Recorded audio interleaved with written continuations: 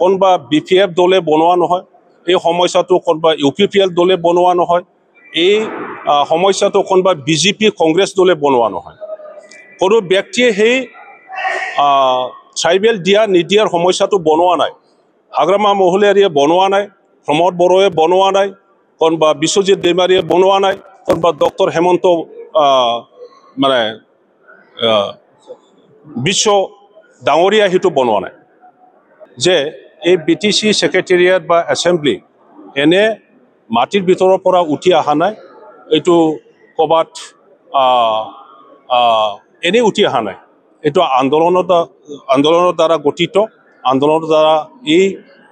BTC ছেক্ৰেটেৰিয়েটখন বনোৱা হৈছে। ইয়াত আমাৰ বড়োসকলৰ ট্ৰাইবেলসকলৰ ইতিহাস আছে, হাজাৰ হাজাৰ মানুহ,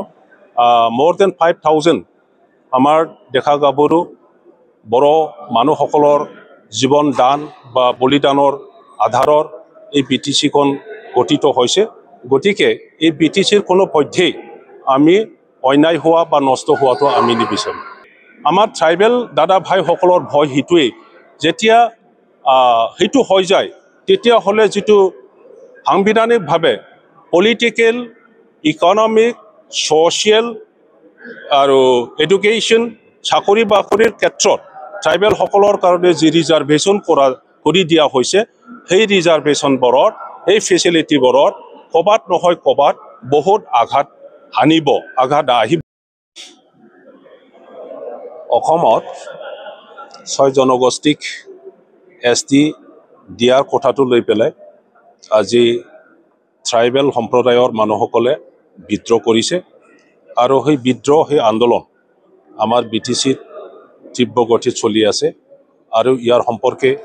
মই দুআষাৰমান ক'ব বিচাৰিছোঁ। ট্ৰাইবেল মানুহসকলে কেতিয়াও 6 জনগোষ্ঠীক STকৰণ কৰিব নালাগে বুলি কোৱা নাই, আৰু 6 জনগোষ্ঠীক ট্ৰাইবেলসকলক যেনেকৈ সাংবিধানিকভাৱে সুৰক্ষিত যি ফেচিলিটিছ দিছে তেনেকুৱা দিব নালাগে বুলি কোৱা নাই। যি বিদ্ৰোহ কৰিছে সেইটো 6 জনগোষ্ঠীৰ এগেইনষ্ট নহয়। যি বিদ্ৰোহ কৰিছে ইয়াৰ কাৰণ আছে যে 6 জনগোষ্ঠীক STকৰণ কৰাৰ পিছত এক্সিষ্টিং ট্ৰাইবেলসকলৰ সাংবিধানিকভাৱে, আইনগতভাৱে যি সুৰক্ষিত ফেচিলিটিছ আছে, সা সুবিধা দিয়া গৈছে, এই সা সুবিধা ক'ৰবাত নহয় ক'ৰবাত ক্ষতি হ'ব নেকি,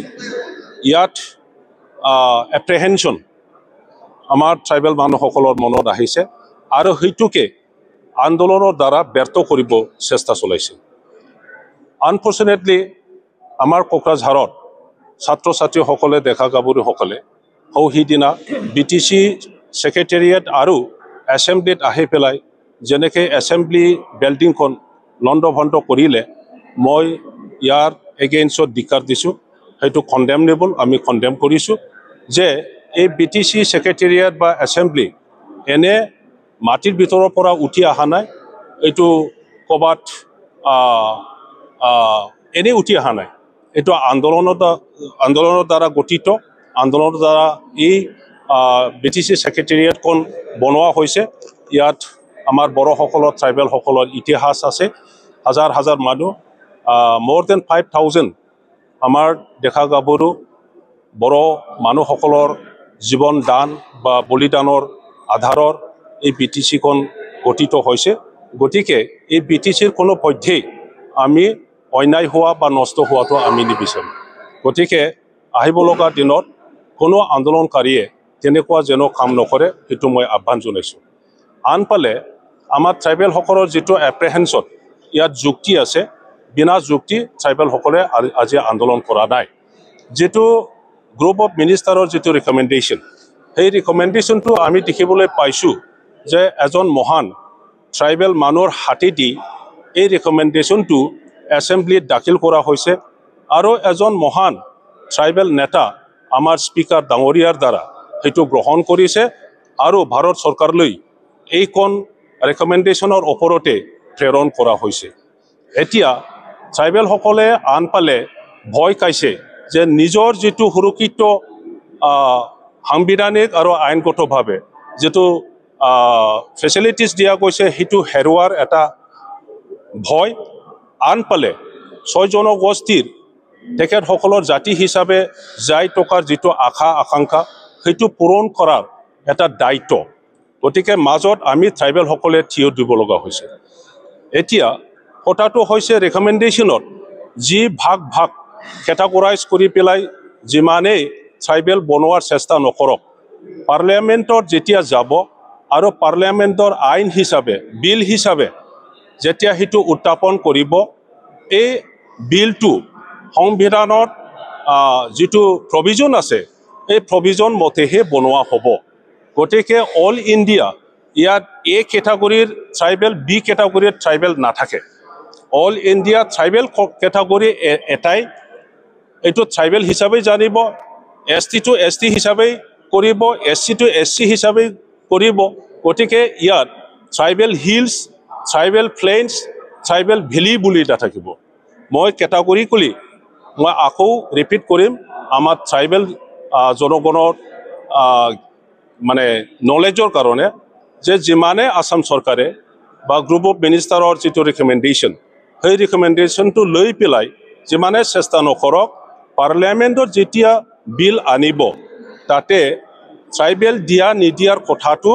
কেটাগৰাইজ কৰি পেলাই নকৰিব গতিকে আমাৰ ট্ৰাইবেল দাদা ভাইসকলৰ ভয় সেইটোৱেই যেতিয়া সেইটো হৈ যায় তেতিয়াহ'লে যিটো সাংবিধানিকভাৱে পলিটিকেল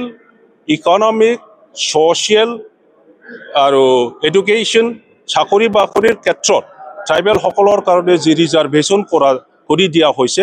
সেই ৰিজাৰ্ভেশ্যনবোৰত এই ফেচিলিটিবোৰত ক'ৰবাত নহয় ক'ৰবাত বহুত আঘাত হানিব আঘাত আহিব আমাৰ সন্মানীয় চিফ মিনিষ্টাৰ ছাৰে নিজৰ মুখেদি কৈছে সেইটো যদি কৰা হয় তেতিয়াহ'লে এক্সিষ্টিং ট্ৰাইবেলসকলৰ বহুতো ক্ষতি হ'ব গতিকে ক্ষতি হ'ব সেইটো জানাৰ পিছতো যদি আকৌ একেটা কাম যদি কৰিবলৈ যায় তেতিয়াহ'লে সঁচাকৈ ট্ৰাইবেলসকলে এক্সিষ্টিং ট্ৰাইবেলসকলে আগন্তুক দিনবোৰত যাই টকাৰ ক্ষেত্ৰত বা নিজৰ ভাষা সাহিত্য সংস্কৃতি পৰম্পৰা ৰক্ষণাবেক্ষণৰ ক্ষেত্ৰত বহুতো কষ্ট পাব বা জাতি হিচাপে যাই থকাটো নিজৰ ভাষাটো সংৰক্ষণ কৰাৰ ক্ষেত্ৰত নিজৰ পৰম্পৰা সংস্কৃতি ৰক্ষণাবেক্ষণ দিয়াৰ ক্ষেত্ৰত তেখেতসকলে নিশ্চয় মানে কঠিন হ'ব গতিকে সেই এপ্ৰিহেনশ্যনটো লৈ পেলাই আজি ট্ৰাইবেলসকলে বিদ্ৰোহ কৰিছে আৰু মই এটা কথা ক'ব বিচাৰিছোঁ এই সমস্যাটো কোনোবা BPF দলে বনোৱা নহয় এই সমস্যাটো কোনোবা UPPL দলে বনোৱা নহয় এই সমস্যাটো কোনোবা BJP কংগ্ৰেছ দলে বনোৱা নহয় কোনো ব্যক্তিয়ে সেই ট্ৰাইবেল দিয়া নিদিয়াৰ সমস্যাটো বনোৱা নাই হাগ্ৰামা মহলীয়াৰীয়ে বনোৱা নাই প্ৰমোদ বড়োৱে বনোৱা নাই কোনোবা বিশ্বজিৎ দৈমাৰীয়ে বনোৱা নাই কোনোবা ডক্টৰ হেমন্ত মানে বিশ্ব ডাঙৰীয়া সেইটো বনোৱা নাই গতিকে মই আন্দোলনকাৰী তেখেতসকললৈ এটা আহ্বান জনাইছোঁ কাকো ব্যক্তিগতভাৱে যেন দোষাৰোপ নিদিয়ে কোনোবা দলক যেন দোষাৰোপ নিদিয়ে এইটো হ'ল 6 জনগোষ্ঠীৰ নিজৰ জাতিৰ অস্তিত্ব নিজৰ ভাষা সংস্কৃতি উন্নয়নৰ এটা কোৱেশ্যন আহিছে আৰু আমাৰ দেশৰ গণতন্ত্ৰৰ আধাৰত সাংবিধানিক মানে ৰক্ষণাবেক্ষণ ভাৱৰ কাৰণে তেখেতসকলৰ ভাষা সংস্কৃতি ৰক্ষণাবেক্ষণৰ কাৰণে তেখেতসকলে আন্দোলন কৰিছে আৰু সেইটো বিচাৰিছে আজি নহয় কালি নহয় এই 6 জনগোষ্ঠীয়ে ট্ৰাইবেল পাওক বা কিবা এটা পাওক তাত আমাৰ একো ক'ব লগা নাই আৰু পাবই আসাম চৰকাৰে যেতিয়া ৰিকমেণ্ডেশ্যন কৰিছে ভাৰত চৰকাৰে সেইটো কনচিড কৰিবই এতিয়া ট্ৰাইবেল আমাৰ দাদা ভাই জনগণ আৰু ডেকা গাভৰু ছাত্ৰ ছাত্ৰীলৈ মোৰ এটা আহ্বান মোৰ এটা মেছেজ যে আমাৰ যি সুৰক্ষিত আমি ফেচিলিটি পাই আছোঁ ৰাজনৈতিকভাৱে অৰ্থনৈতিকভাৱে শিক্ষাৰ ক্ষেত্ৰত চাকৰি বাকৰিৰ ক্ষেত্ৰত সেইটো আমি কেনেকৈ মানে নষ্ট হ'ব দিব নোৱাৰে সেইটো কেনেকৈ আমি সুৰক্ষিত কৰিব পাৰে আমি কেনেকৈ ভালকৈ ৰাখিব পাৰে আমাৰ যেন কোনো নষ্ট নহয় ক্ষতি নহয় এই কামটো আপোনালোকৰ হাতত থাকিল আপোনালোকে কেনেকৈ সুৰক্ষিত কৰিব পাৰে এই কামটো আপোনালোকে কৰিব পাৰিব লাগিব